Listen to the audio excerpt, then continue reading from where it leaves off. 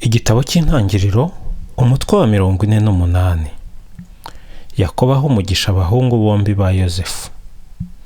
Ibyo bimaze kuba, baza kubwira Yozefu bati so ararwaye. Nuko ajyana abahungu be bombi, Manase na Efurayimu. Babwiye Yakobo bati dore umwana wa Yozefu yaje kukureba. Isiraheli arihangana yicara ku buriri.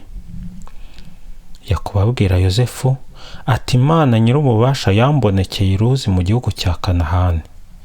Yampaye umugisha maze irambwira iti nzaguha kororoka no kugwira, nzaguhindura imbaga y'imiryango. Kandi iki gihugu nzagiha urubyaro rwawe kibe ubukonde iteka ryose. None rero abahungu bombi wabyariye mu Misiri mbere y'uko ngusanga mu Misiri ni abanjye. Efurayimu na Manase bazaba abanjye kimwe na Rubeni na Simewoni. Naho abana wakurikijeho bazaba bawe, bazahabwa umubarage wabo babikesheje bakuru babo. Igihe navaga mu kibaya cya Aramu, nababajwe no gupfusha nyoko Rasheli mu gihugu cya Kanahani, dushigaje gato ngo tugere Efurata. Niho namuhambye iruhande rw'inzira igana Efurata, ariyo Betelehemu. Isiraheli abona abahungu bombi ba Yozefu, maze arabaza atabona ibande. Yozefu asubiza se ati ni abahungu Imana yampereye ino. Nawe aramubwira ati banyogereze mbaho umugisha. Ubusaza bwari bwaratumye Isiraheli ahuma amaso ntiyarakibona. Yozefu arabamwegereza, undi arabasoma arabahobera. Nuko Isiraheli abwira Yozefu ati ntabwo nari ngifite icyizere cyo kukubona, nyamara dore Imana impaye kubona none urubyaro rwawe. Yozefu abavana ku bibero bya se maze aramwunamira. Yozefu afata abahungu be bombi, Efurayimu amufatisha ukuboko kwe kw'iburyo kugira ngo abe ibumoso bw'Isiraheli, Manase amufatisha ukw'ibumoso kugira ngo abe iburyo bw'Isiraheli. Nuko arabamwegereza. Nyamara ariko Isiraheli aramburira ukuboko kwe kw'iburyo ku mutwe wa Efurayimu wari umuhererezi, aramburira ukuboko kwe kw'ibumoso ku mutwe wa Manase anyuranyije amaboko. Manase niwe wari imfura.